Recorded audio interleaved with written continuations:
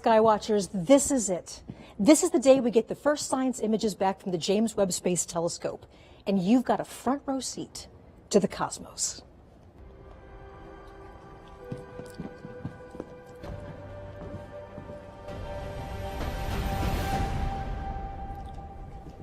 I'm Michelle Thaler, your host for what can only be described as a celebration for everyone on Earth.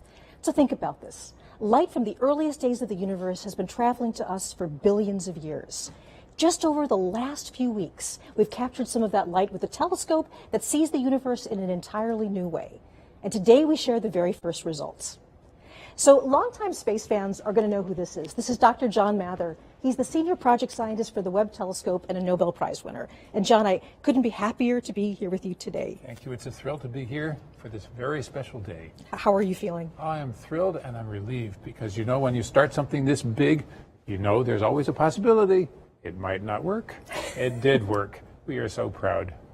And you've been on this project for a very long time, right? Yeah, started in 1995.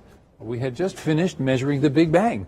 We measured it with the Cosmic Background Explorer satellite that we built right here at Goddard. And we measured the spectrum. We measured there are hot and cold spots in the Big Bang. So we said, now we know it all, how it all got started. But then what happened after that? So then I got a call from NASA headquarters. Would I like to work on this new telescope that's going to help answer those questions? What happened after the Big Bang? How did the galaxies grow? How did the first black holes grow? What happened all the way from there to here? So this is our time machine, and I just wanted to be part of it. I am so thrilled that we got a chance to do it. One of the things that I remember you saying, and this is kind of amazing, that after you win the Nobel Prize, you thought that this mission was the most important thing to work on. Absolutely. It's the next question. After you know how it started, what happened then? And, you know, suddenly we now have the technology to do it. We didn't have 50 years ago. We didn't have the technology 25 years ago, even when we started this. We had to invent things along the way, so we did that. And here it is. Well, thank you. We'll be back to you in just a moment. So at the moment, we're going to talk about the way that Webb is a completely new way to explore the universe. So today, the mission releases its first science images and gives wings to the dreams of so many people who worked so hard for so long to make this possible. For everyone on Earth, this is your telescope. This is the largest, most powerful observatory ever put into space. It's the product of thousands of people working for more than 2 decades. This is a mission that's singularly focused on the biggest questions in science. So the following phrase is often used too easily, but today actually does mark the dawn of a new era. Today, the Webb mission is open for scientific business, and this is just the beginning. The best is yet to come. So, John, one of the things you told me about is that you really want to make sure there are some people that get thanked, people that put a huge amount of effort into this. Absolutely. Our current project manager, Bill Oakes, took the project from a time of trouble when we didn't exactly know how we were going to get this to work, and got it all the way to the end. Here it is working, and it's because of Bill made this worldwide team. 20,000 people around the world were involved in making this thing all work, and Bill has been there every day making sure that it would happen. So other special person is Senator Barbara Mikulski. She saved our telescope, and she saved the telescope before us. She made sure after the Hubble telescope was launched and it was not in focus that we would go up and fix it. She made sure that happened. When the Webb telescope needed more resources, she made sure we could get that. So, Barbara, we thank you. Well, it is such an honor to be with you, Jay. I mean, it's been a pleasure to be working with you through this whole thing. Thank you so much. Congratulations, and go Webb. Thank you. So this broadcast, much like every part of this mission, is a partnership. On our journey to explore distant places in space, we've been joined by intrepid travelers from around the globe. We have so many extraordinary collaborators. So let's check in with our partners who will be sharing the stage with us today as we reveal Webb's 5 first science images. From the European Space Agency, I'm joined by Katie Haswell in Darmstadt, Germany. Katie.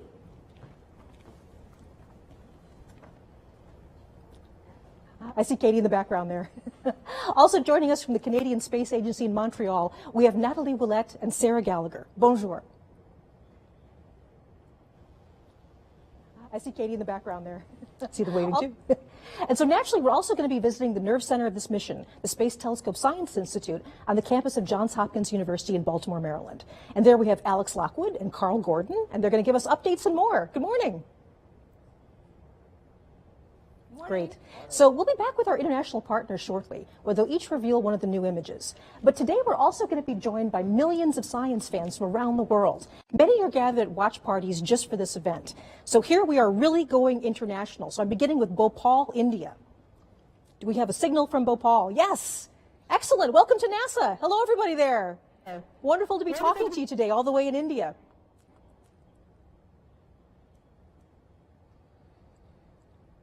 We'll be back to them later, yes? Great to wave to you. Hi, wonderful. And we also have a warm welcome now in Portland, Oregon.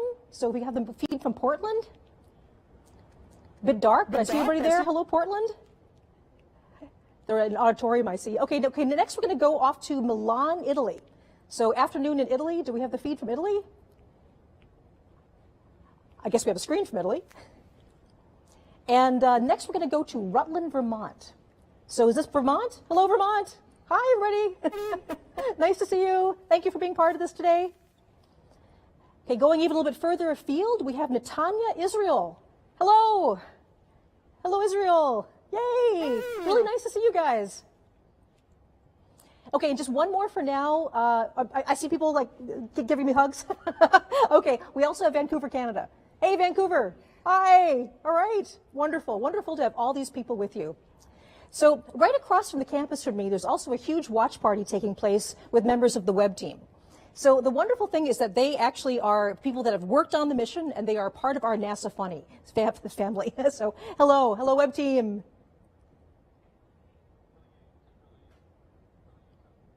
There they are. Yes. A lot of people I recognize there. So it's incredibly important to me personally, and also to all of us at NASA, that the universe belongs to everyone. And we are thrilled to share this day with fans everywhere around the world. We'll say hello to some more later in our broadcast. So now it's time to start the main event. What you'll see over the next hour will be a collection of images newly processed by the Webb science team. Only a tiny handful of experts have seen the images so far, and I can tell you that we have been so excited to unwrap them for everyone. We will be releasing each image in turn in real time. As soon as you see it on this broadcast, it will be available for download on the internet. On the screen below, you can see a timeline showing where we are in the show and what's coming up next. And by the end of the show, all 5 images will be available to everyone. So hopefully you can tell I'm excited. Okay, so let's do this.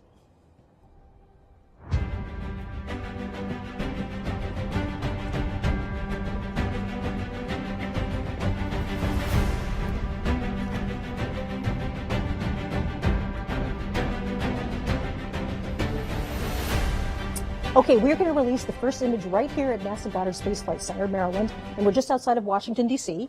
NASA Goddard is home to the project office of the Webb telescope, and the observatory portion of the telescope, the mirrors and the science instruments, were integrated and tested here before launch.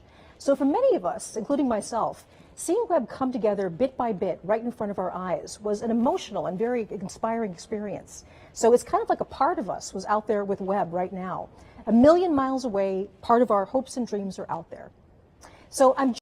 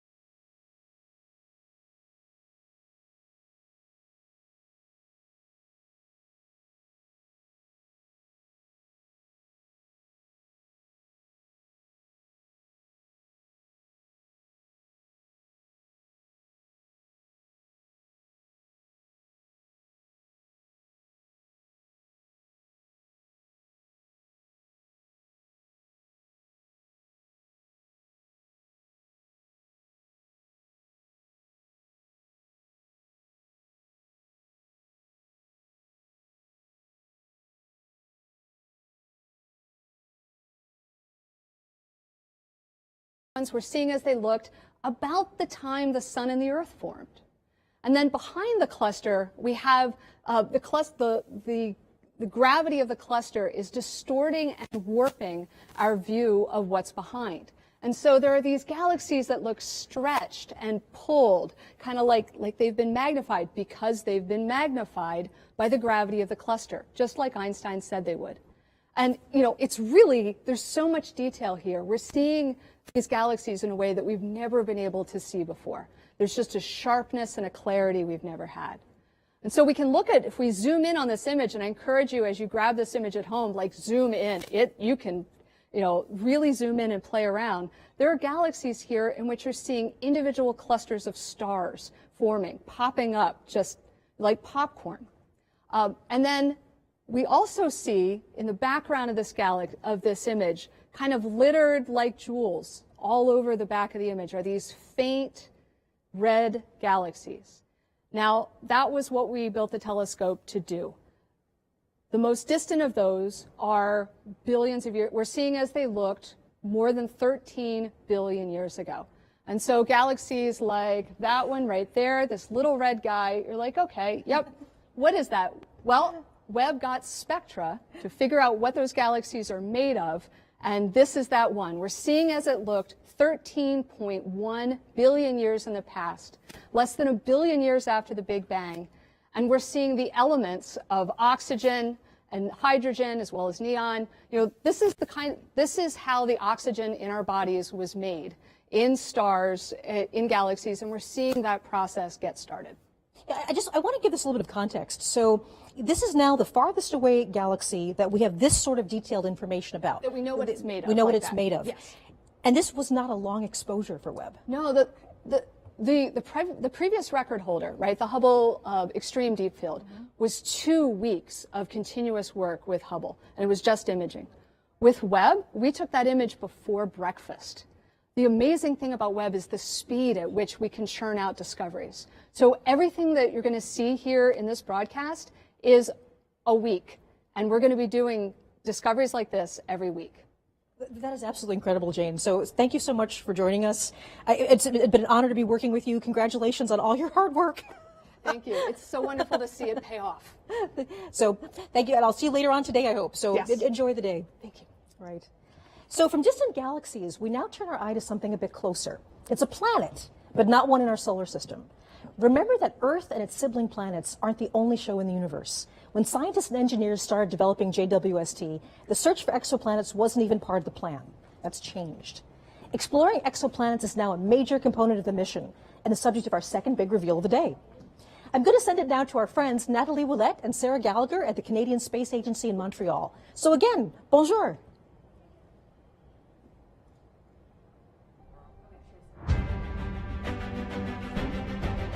I guess we're having a little.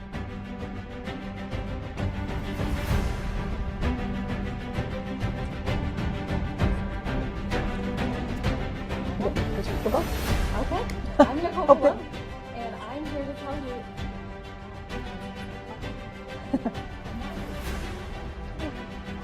you. Sorry for the brief pause there. We're now going over to Canada.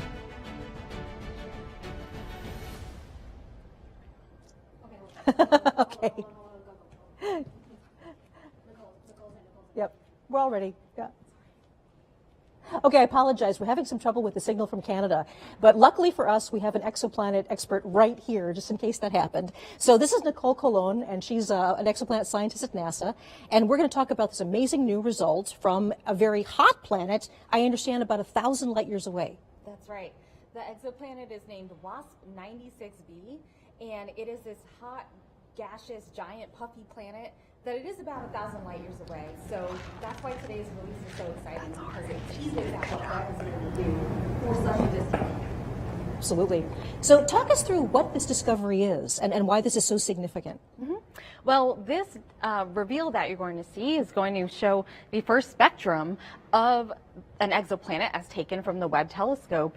And this is exciting because it covers infrared wavelengths of light that we have not had access to before. So we've been able to use other telescopes to explore exoplanet atmospheres in the infrared, but not to this level of detail. And this is just one sliver of data that Webb is providing us using the nearest instrument specifically. And there's something about infrared that is actually particularly good for the spectrum. So in this case, what we're doing is we're actually going to take the light and break it up into a rainbow and look very, very carefully at how much color is coming in each part of the spectrum. So I believe we have that image, if we can put that up. Okay, yes, I believe we're revealing the spectrum right here. So we now have our spectrum, and this is exactly what you're seeing. As you just described with spectroscopy, what we did was we observed a transit of an exoplanet. We observed the planet as it passed in front of the star. Now, mind you, this is not a direct image. This is an indirect image. So we've seen the effect of what happens when the planet and its atmosphere passes in front of the star. The starlight filters through the atmosphere, and then you can break that down into wavelengths of light, and you get a bunch of what looks like bumps and wiggles to some people, but it's actually full of information content. So you're actually seeing bumps and wiggles that indicate the presence of water vapor in the atmosphere of this exoplanet. So we have the spectrum up here. Is there anything you'd like to highlight particularly? Yeah, absolutely. So we have several features marked here. So I call them features. They're these, what I just referred to as bumps and wiggles. But what you're seeing here is a telltale signature, the chemical fingerprint of water vapor in these atmospheres, in the atmosphere of this specific exoplanet. And the other thing we can tell actually is that there's evidence of clouds and hazes because the water features are not quite as large as we predicted. So we can take that and infer that there are presence of clouds and hazes. Right. Now, one thing that we really want to make sure people understand is with this particular planet, this is a hot world. It's actually closer to its star than Mercury is to our sun. And so we're not looking at liquid water here, but we're looking instead at sort of steam, water vapor. Yes, this is an exoplanet. It's about the size of Jupiter, about half the mass of Jupiter. It orbits around a sun-like star, but it does it every about 3.5 days. So it's extremely hot, extremely close in, nothing like our solar system planets. But that's okay, because what we're seeing is, again, the first exoplanet data from Webb, and this is just the beginning. We're going to start pushing down to further smaller planets and being able to take measurements just like this with the nearest instrument that was built by the Canadian Space Agency, but also there's three other science instruments that will add to our knowledge in the infrared, as well as direct imaging modes along with the transit method. So there's a lot more to come. And I guess one thing we should mention is not only are we going to be looking at planets that are more like the Earth in the future, but we'll also be looking at planets in our own solar system. Absolutely, yes. We're going to have exciting data from planets in our solar system, from Mars outward, as well as asteroids and comets. So stay tuned for a lot more to come. Thank you so much, Nicole. Thank you so much for telling us about the spectrum, and I'll be seeing you later on today. So we have 3 more big image reveals, and with that, new and more exciting science. But first, let's take a look back at the journey that brought us to this moment. Celebrations like this one are only possible with years of hard work from a cast of thousands. When a new mission is being built, even the most enthusiastic space fans only get to see dramatic moments in its life cycle, the news and images that come out in updates and press releases. But that doesn't really give you the sense of the huge effort that goes on behind the scenes every day. The plans, schedules, and organization to keep everything moving forward really happens, for the most part, out of people's gaze. Webb started as an idea that took root at NASA Goddard. It grew first into planning teams, research projects, schematics, requirements. Then it began the long journey to become real with the development of new technologies, cutting-edge engineering, and finally fabrication, putting it all together. Let's take a brief look back at the visionary journey to how we all got here today. So today was the final closeout of the purge. Okay, guys, I can hear Rupa, It's but a pretty emotional moment to be in there and actually, you know, closing it up for the very last time, right? You know, you're the last one to touch this, and so that was the final operation. And once that fitting is closed out, there's no more touching of the vehicle. We're ready for launch.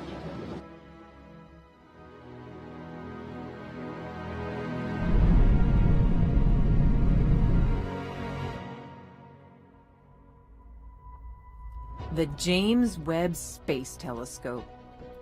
Born from the desires of astronomers, achieved with newly invented technology, is the culmination of 20 years of work.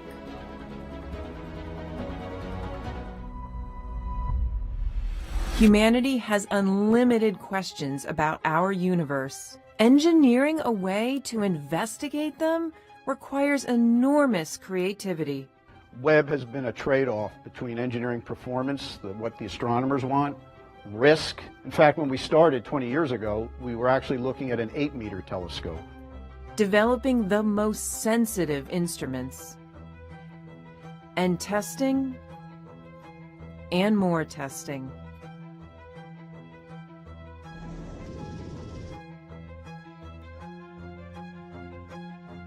And so you don't want to build one that's just incrementally better than what you've got. Because if that's the case, you would just observe longer on the telescope that you already got. And so every time NASA builds a new astrophysics mission, a new telescope, it needs to be way more sensitive, way more capable than anything we've ever built before.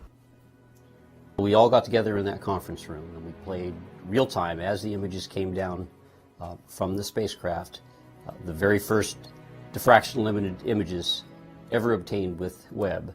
And what we collectively saw as a group was the highest resolution infrared image taken from space ever.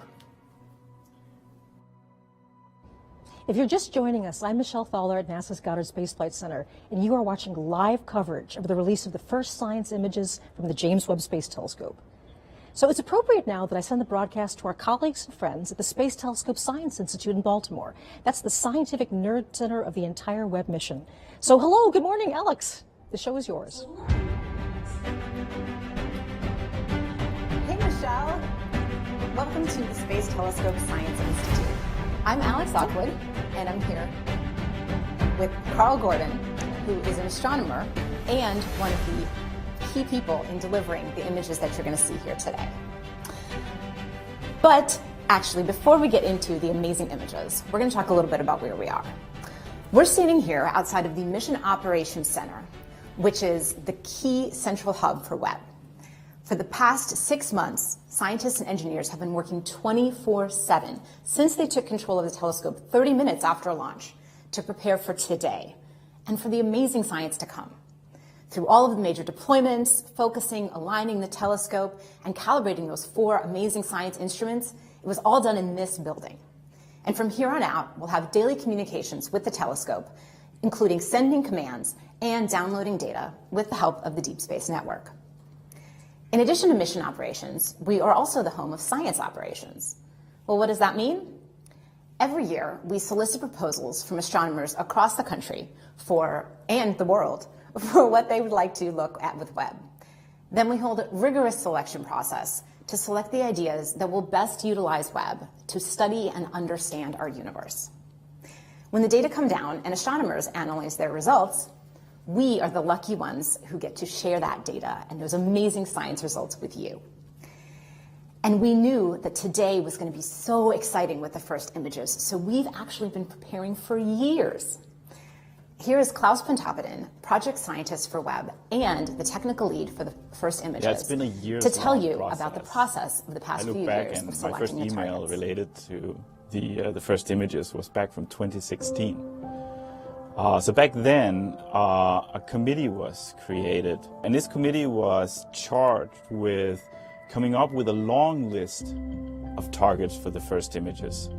And the reason for that is that the observatory can't see the entire sky at any given time. And this is because you want to avoid the mirror seeing direct sunlight to keep it cold. It actually had to be quite a long list. We ended up with about 70 targets, from which we had to select only a handful.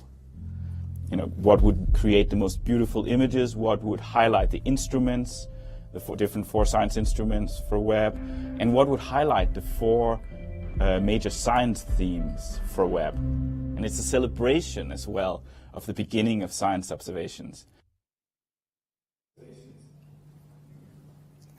And we knew that selecting the images was just the beginning, that we would need a trained eye to take these exquisite data and pull out the beauty and the science potential. So here's Jody Pasquale and Elisa Pagan to tell you about how they processed these beautiful images.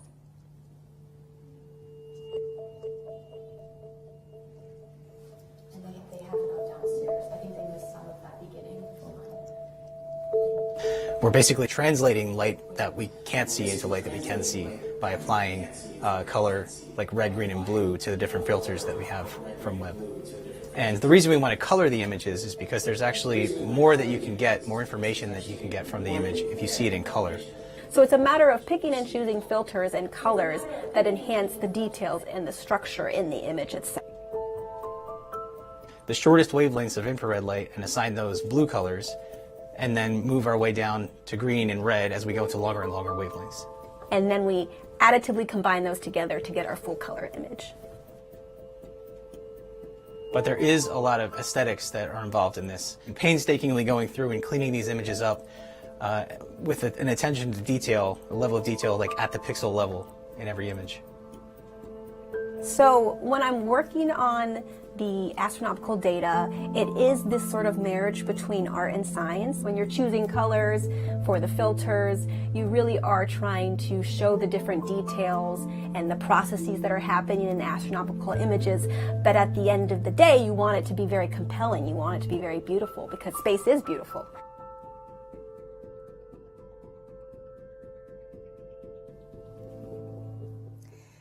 And after those images were processed, there was a select few of us, very lucky few of us, who got to see the first images. So this is downscaled by a factor of 4 exactly. So just to make it a little more handy, so it's actually higher resolution. So we have a team of about 30 people who are producing these images, and we feel incredibly privileged to be the ones who are the first to see these science-like images. When we saw the first data come down of real targets, people were speechless and there were emotions because we could see how amazing this observatory will be. The detail, the sharpness, the depth.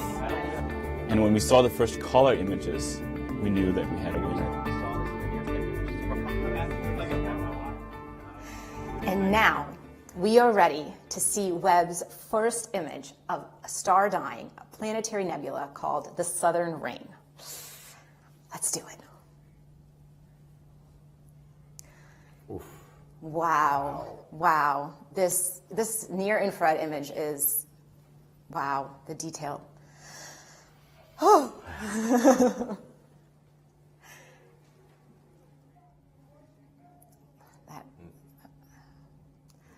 Wow, okay, well, here we are. We have a near-infrared image on our left, or on maybe your right. And here on the right, we have a near-infrared image. And so I'm here with Carl, our astronomer specialist. Can you tell us what we're looking at in these images? So this is a planetary nebula. It's caused by a dying star that has expelled a large fraction of its mass over in successive waves. Okay, so we actually see those waves in these images. Yes. Wow, wow. And so there's a lot of structure. Can you tell us a little more detail about what we're looking, maybe start with this one on the left? Yeah, so in the NIRCam image, you see this kind of bubbly, almost foamy appearance throughout the whole nebula with some very structured shells. And this foaminess is showing up in orange mainly. And this is due to the molecular hydrogen that's newly formed in the expansion, just lighting up the gas and dust of this nebula. And then as we move inward, you see this kind of very blue haze in the inner region. And this is actually due to very hot ionized gas that emits well in the blue that's heated by the core, the leftover very hot core of this star. And what about these like rays that I'm seeing in this image? Right there. So there's also rays in the outer regions that you can kind of see, and these are holes in the inner nebula that are actually allowing the central star's light to come out and kind of light it up like patchy clouds with the sun shining through. Wow. Oh, yeah, that's what it looks like. That's so cool. So you're actually a mid-infrared astronomer, which is different than near-infrared. And so what can you tell us about the details in this mid-infrared image? So it looks quite different in color, partly because we're seeing different kinds of physics going on here. So we're actually seeing in the blue, you see a lot of blue. The blue is actually due to hydrocarbon grains that are emitting very strongly in the blue for Miri. And they show the very similar structures to what we see in orange and NIRCam because the molecular hydrocarbon actually forms on the surface of dust grains. And so again, as we move inward, we see that the inner region is again hot ionized gas, but now it glows red because that's where it emits the strongest for MIRI wavelengths. Okay. And then as we go into the center, we see kind of the surprise for us, which is we knew this was a binary star, but we effectively didn't really see much of the actual star that produced the nebula. But now in MIRI, this star glows red because it has dust around it. So in MIRI, we got to see both stars very clearly.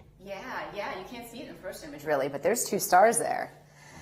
So that's a fun surprise. And I think that there's another little Easter egg you want to tell us about? Yeah, so this was, the Easter egg is this kind of narrow filament up in the top that's radially aligned. You can kind of see it very clearly in the MIRI image. It shows up as this blue structure, and it points very much to the central sources. So I thought, oh, this must just be a density enhancement in the outer nebula. I thought that very strongly, but other people on the team were like, no, it's a background edge-on galaxy.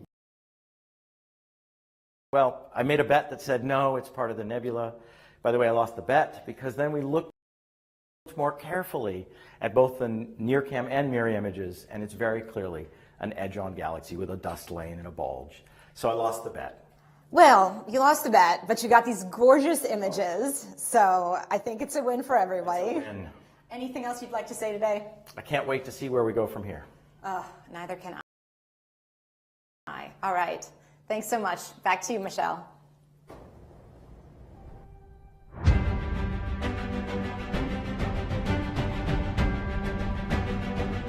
Thank you, Alex and Carl. And I have to say that image is absolutely spectacular.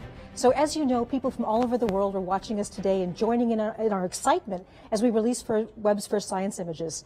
We've been checking in with our colleagues in Europe and Canada throughout the program, but we also want to take a moment to include the people at the so many viewing parties scattered around the world like stars in the night sky. So let's check in with some of them now. First, we go all the way to Perth, Australia. Do we have a signal from Perth? I guess nothing from Perth right now. Maybe we have some of our other feeds. We're going to check in with them right now. Do we have Winnipeg, Canada? Oh, there it is. There's Australia. There's Perth. Hey, waving to Perth, Australia. Thank you so much for joining us today. And next we're going to Winnipeg, Canada. Hello, Winnipeg. At a planetarium. Everybody's enjoying the show, I hope. Okay, Dayton, Ohio. Everybody's watching on the, there we go, Dayton, Ohio. Hello, everybody, Dayton. Nice to have you here with us. There we go, yes. Hey, Dayton. Hey, they're jumping up and down. Hi. Okay, all the way Bangalore, India. Bangalore. Hello to Bangalore, India. Hey. That's absolutely wonderful. Hey. Okay, so I hope you enjoy the rest of the images we're releasing. Okay, of course, NASA's family extends all over the country. The team at JPL in Pasadena, California, they're on site to celebrate with us. So hello, JPL! Some of my favorite people in the world. Hey, hello! And then I think the last place we're going to right now is Northrop Grumman, one of our major contractors. Hello, Northrop Grumman! Oh, hey, all right! Yay! Nice to see you, Northrop Grumman. All right, now there's also a big watch party right here on the NASA Goddard campus. Many of these people have worked on the mission itself, and we also have top NASA leadership and representatives from our government. So hello! Hello, watch party at Goddard. Yay!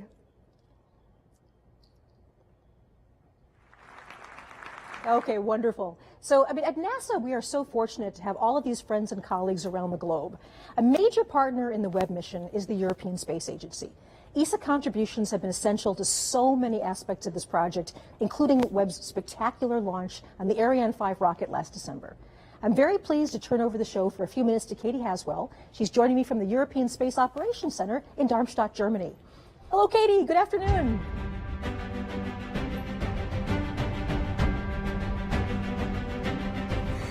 Thanks, Michelle. Thank you, Michelle, and welcome to Germany. We're at the European Space Agency. I'm still getting all kinds of IFB from lots of center. And it's where the teams effectively fly the satellites. They're a little bit of a cross between air traffic controllers and pilots. We have lots of different control rooms here. This is the main control room, and as you can see today, it's not in use, so we've been lucky enough to move in here for today. I have two very special experts with me, both scientists from the European Space Agency.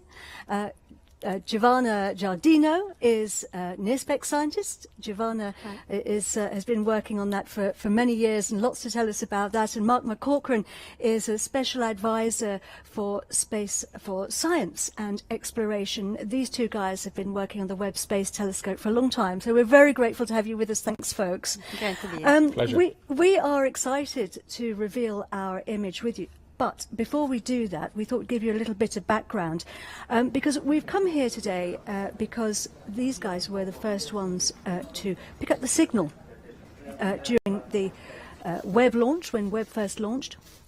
They run a system called S-Track, which is NASA's deep space tracking system, and they were listening out when Webb called home. And the controllers here have been looking after a whole very, very impressive list of missions since 1968.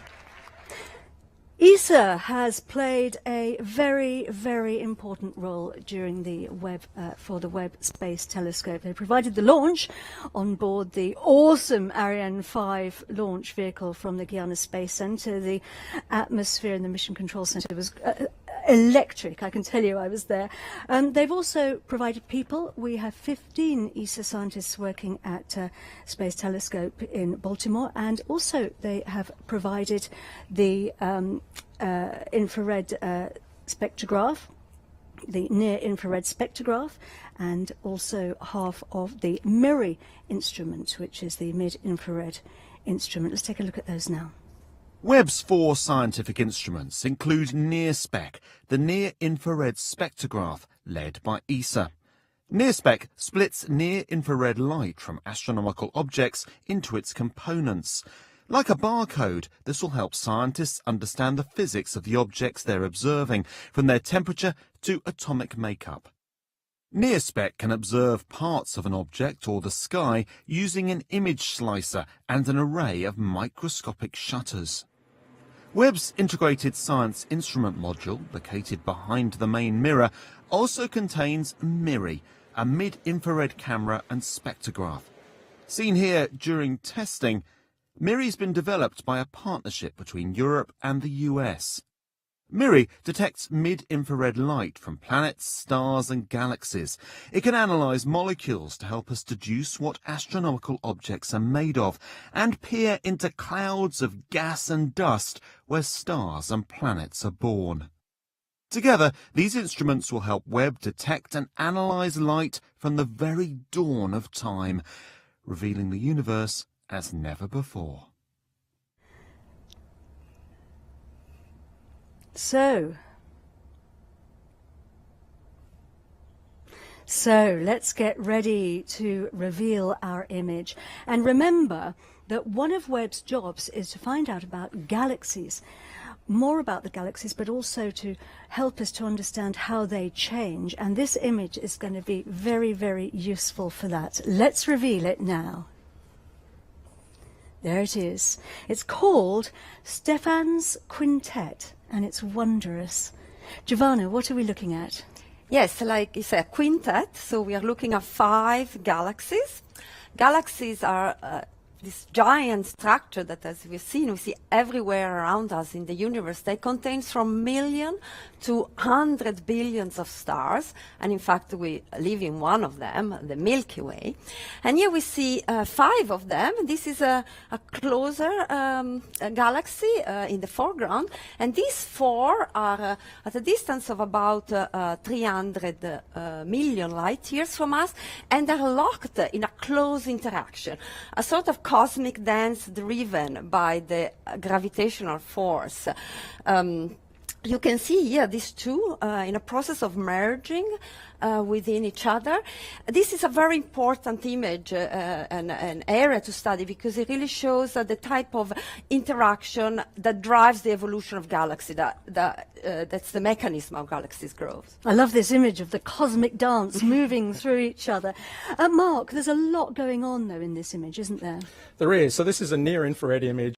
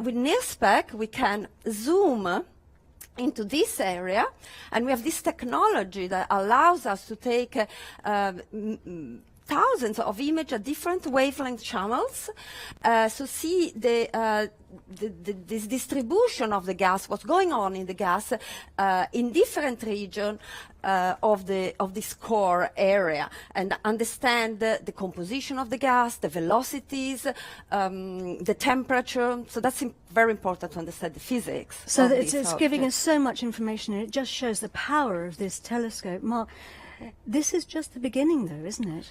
I think that's a very important takeaway from today. You know, these are like pictures just taken over a period of 5 days, and every 5 days we're getting more data, which will contribute more in that direction. It's a culmination of decades of work, but it's just the beginning of decades. And you know what we've seen today with these images is essentially that we're ready now. This telescope is working fantastically well, and you know, to borrow a phrase from a famous rock musician, you know, we're ready to turn this telescope up to 11. It really is time. It's fantastic. Thank you very much indeed, both of you. Back to you, Michelle.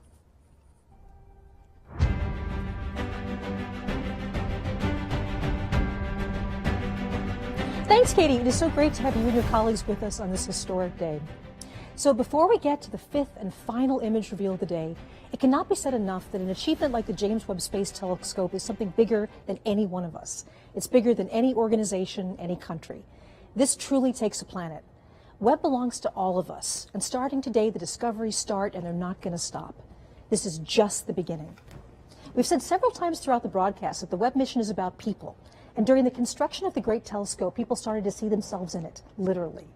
Day after day, people visited the observation window at NASA Goddard, and looking through the glass, they snapped selfies of themselves reflected in the gigantic golden mirror.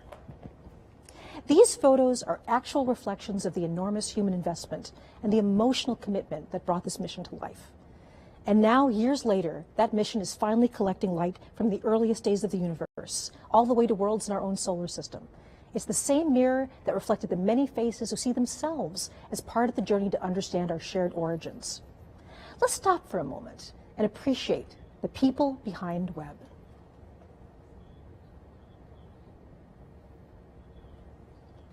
Okay, it's time now for the last image to be revealed. Here we go.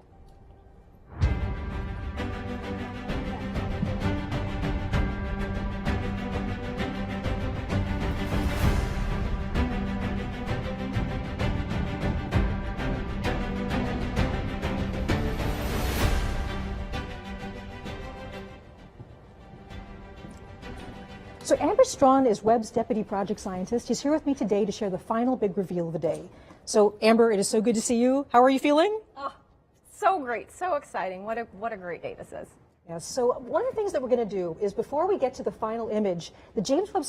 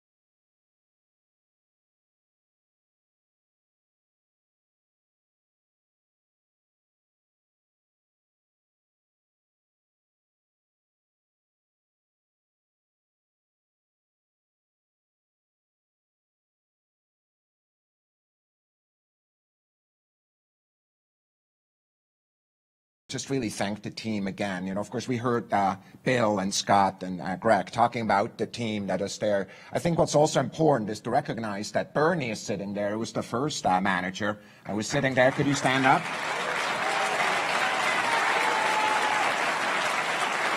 And I want to mention that Phil Sablehouse, who was a manager also during that time, is no longer with us, but his heart is with us today. Yeah. I have to tell you, John, after each one of these milestones, I called a lot of people. I called Bernie, for example, and I called people who are at my job and people who are administrators, because there's many of them. And I just wonder how you feel about the team. Just give you the word here. I am just so thrilled that we had a privilege to assemble such a brilliant team. We drew from the best of the best, and here we are. So my extreme deep thanks go to all the people who built that team, not only to Bernie, who started us and helped us build up all the technology, to Phil, who made sure we would have a plan, and then when we didn't have quite enough money to build. There's tens of thousands of scientists, and frankly, some of them just got born or not even born, who are benefiting from this amazing telescope, because it will be with us for decades. It will be. It took us about 25 years to get here, since 1995, and we have at least 25 to go, I hope. So look, we are in a sense of these images, the art that is out there in the sky, revealed for the first time. We're thinking of the team and we're thanking them. John, thanks to you, thanks to all of you, and back to Michelle. Thank you so much, Thomas. And this entire collection continues to just absolutely astound me. Okay, Amber, so here it is. Can you walk us through the final image reveal? Absolutely. Here we go. The last image is, wow, look at that. So Amber, can you tell us a bit about what we're seeing here? Of course. This stunning vista of the cosmic cliffs of the Carina Nebula reveals new details about this vast stellar nursery. Today, for the first time, we're seeing brand new stars that were previously completely hidden from our view. There's something you want to point out here? Absolutely. So honestly, it took me a while to even figure out what to call out in this image. There's just so much going on here. It's so beautiful. One thing that really stands out to me is you sort of get this sense of depth and texture from this new data. There's a lot going on. To call out a few specifics, first of all, in general, the Carina Nebula is a nearby star-forming region within our own Milky Way galaxy, about 7,600 light years away. And in this view, we see some great examples, first of all, of hundreds of new stars that we've never seen before. We see examples of bubbles and cavities and jets that are being blown out by these newborn stars. We even see some galaxies sort of lurking in the background up here. We see examples of structures that, honestly, we don't even know what they are. Like, what's going on here? The data is just so rich. And there's something really special about the infrared. Infrared can actually see deeper into these star-forming regions. Absolutely. That's one of the great things about infrared, is it really does reveal what's going on here in a really cosmic sense. And in general, what's happening in sort of this overall landscape is we have these gigantic, hot, young stars up here to the top of this rim, and the radiation and stellar winds from those stars is sort of pushing down and running into all of this. This is gas and dust, and of course we know that gas and dust is great raw material for newborn stars and baby planets. But there's a flip side to this story, and also a little bit of a mystery, because these same processes can serve to sort of erode away this material and stop star formation. So we have this sort of delicate balance going on of new stars being formed, but at the same time, the star formation is being halted. And for me, when I see an image like this, I can't help but think about scale. You know, every dot of light we see here is an individual star, not unlike our sun, and many of these likely also have planets. And it just reminds me that, you know, our sun and our planets, and ultimately us, were formed out of the same kind of stuff that we see here.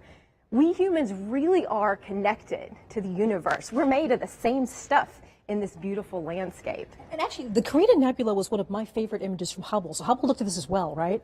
Absolutely, yeah. The Hubble image of this is also spectacular. We saw it in a different kind of light when Hubble took an image of this particular nebula.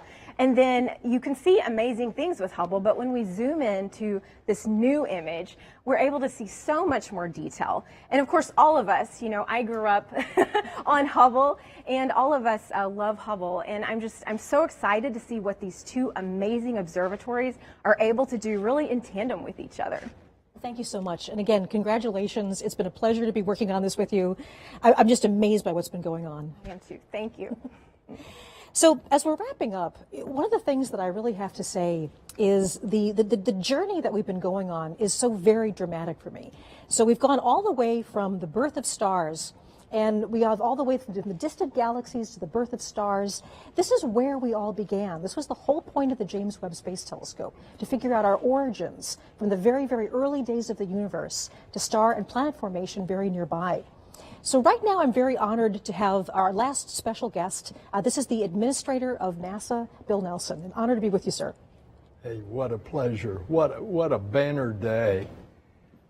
It's clear that Webb represents the best of NASA. It maintains our ability to propel us forward for science, for risk-taking, for inspiration. And we don't want to ever stop exploring the heavens, nor stop daring to take another step forward for humanity. In the words of the famous Carl Sagan, somewhere something incredible is waiting to be known. I think those words are becoming reality. Absolutely. Thanks, Michelle. An honor to have you here. Thank you very much. Wow. So this is a celebration for all humanity. If you've ever looked up at the night sky and wonder, whoever you are, wherever you are, this is your telescope. And we also salute the thousands of people who have dedicated part of their lives to making Webb a reality. I also want to give a big shout out for the superb media team who's helped bring Webb's story to the world. This broadcast is a joint effort of the superstar producers, animators, and social media specialists at the Canadian Space Agency, ESA, NASA, and especially the Goddard Space Flight Center. Webb captures light in distant colors that the eye can't see, and you've actually made this visible to the world. So finally, if you go to nasa.gov/web-first-images, you can download all of the images and data we've just shown in full resolution, and check back often. From now on, we share new discoveries from exciting new destinations around the universe. July 12th, 2022 marks a huge day for science. It's only just the beginning. For everyone at CSA, ESA, and NASA, I'm so very pleased you could join us. I'm Michelle Fowler. Go Webb.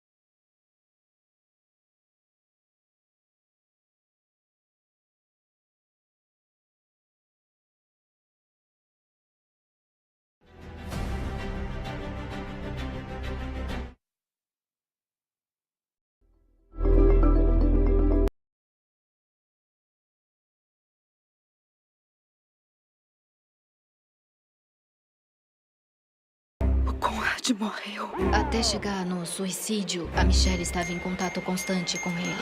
Suicídio assistido não é ilegal em Massachusetts. Certo, mas o que temos aqui não é a sua cliente assistindo. Ela está direcionando.